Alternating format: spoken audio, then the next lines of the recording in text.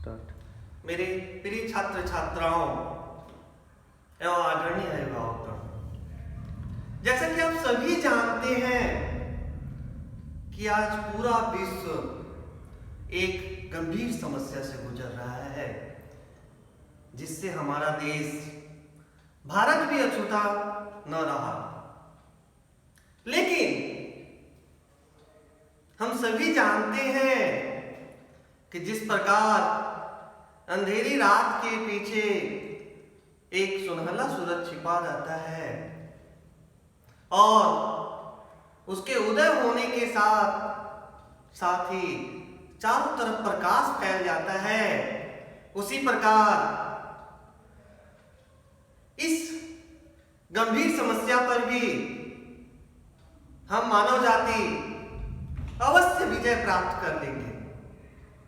और हम मनुष्यों की यह प्रवृत्ति भी रही है कि हम कठिन से कठिन परिस्थितियों में भी घबराती नहीं है, उससे संघर्ष करती हैं, जिसके कारण बड़ी से बड़ी विपत्ति मनुष्य की इस जज्बात को देखकर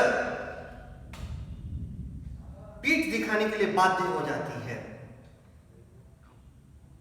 इसलिए मैं आप सबकी अच्छे स्वास्थ्य की कामना करता हूं और ईश्वर से प्रार्थना करता हूं कि आप जहां हैं सुरक्षित हैं और अपने परिवार के साथ खुशहाल पूर्वक हैं। लेकिन हम सभी जानते हैं कि हमारी किशोरा पीढ़ी, युवा पीढ़ी एक महत्वपूर्ण कार्य से, जो उनके जीवन का एक महत्वपूर्ण अंग है, उससे वो वंचित हो जा रहे हैं, और वह है शिक्षा।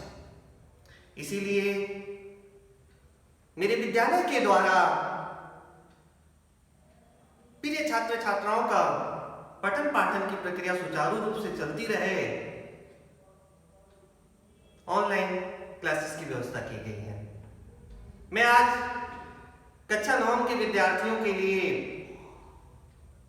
हिंदी व्याकरण का एक महत्वपूर्ण विषय है उपसर्ग, उस पर आज मैं चर्चा करूंगा।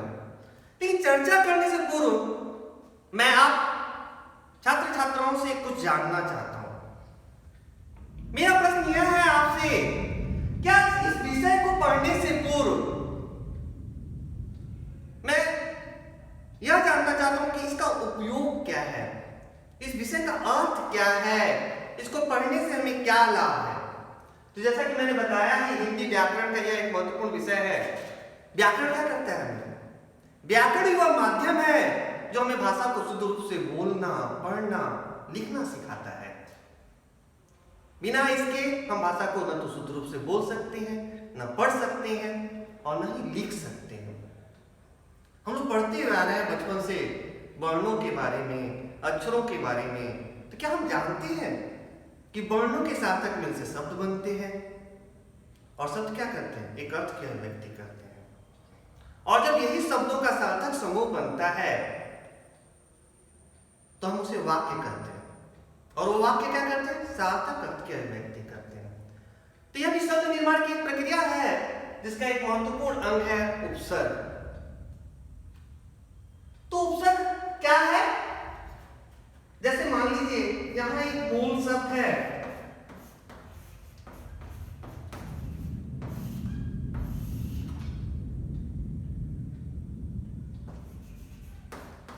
मान। क्या है मूल शब्द? मान। तो मान शब्द का सामान्य अर्थ क्या निकालते हैं? सम्मान, प्रतिष्ठा। लेकिन हम क्या जानते हैं कि जब इसी मान शब्द के पूर्व या पहले जब कोई हम शब्दांश लगा देते हैं, वो शब्दांश क्या करता है? वो शब्दांश इस पूरे मूल शब्द के अर्थ को ही बदल डालता है।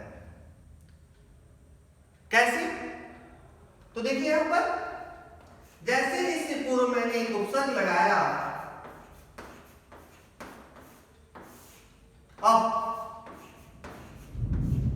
दोनों को मिलाकर क्या बनेगा? क्या बनेगा बताइए आप? एक नया शब्द बन रहा है।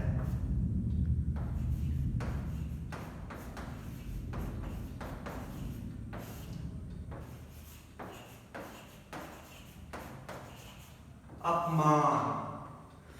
आप यहां खुद देख रहे हैं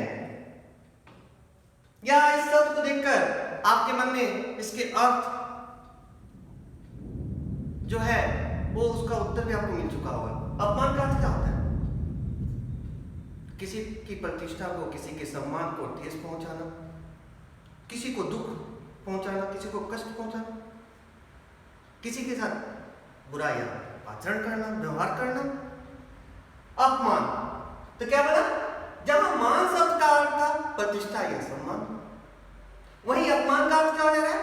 ठीक उसका विपरीत, उसका उल्टा। यानी ये शब्दांश क्या किया? जैसे ही मूल शब्द के पूर्व में लगा, उस मूल शब्द के अर्थ को ही बदल डाला। क्या कर डाला? नया शब्द बना अपमान। क्या बना नया शब्द? अपमान। तो जैसे ही हम देख रहे हैं तो इसकी परिभाषा क्या हो जाएगी? आप खुद आप बता सकते हो कि इसकी परिभाषा क्या होगी? था कि जो शब्दांश किसी मूल शब्द के पूर्व लगकर एक नया शब्द बनाते हैं और उसके अर्थ में परिवर्तन ला देते हैं, उसे ही हम कहते हैं उपसर्ग।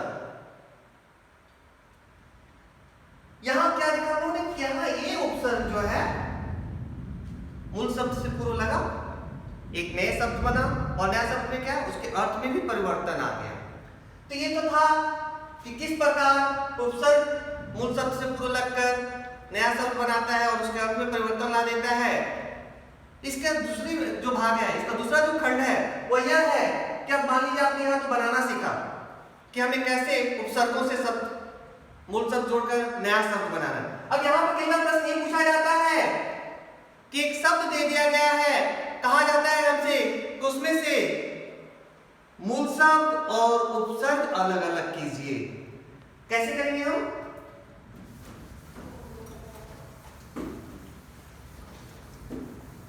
मान लीजिए मैं इसी शब्द को ले रहा हूं फिर से, अपमान।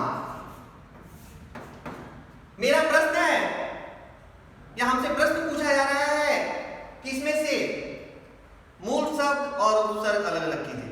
तो जैसा कि पूर्व में अभी हम लोगों ने पढ़ा कि उपसर्ग का प्रयोग कहां होता है? तो वह मूल शब्द से पूर्व लगता है। तो क्या है यहां पर देखिए, मान अब, यानी यहां पर उपसर्ग क्या हुआ?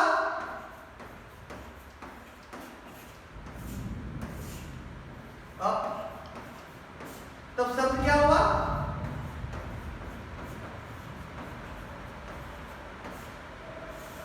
मान। यानी यहां हम लोगों ने दो चीजें सीखी आज। क्या?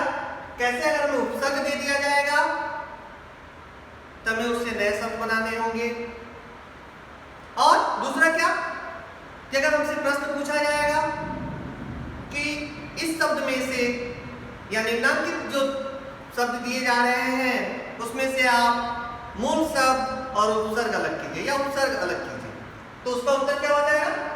जी हाँ, मैंने अभी आप लोगों को दिखाया। धन्यवाद।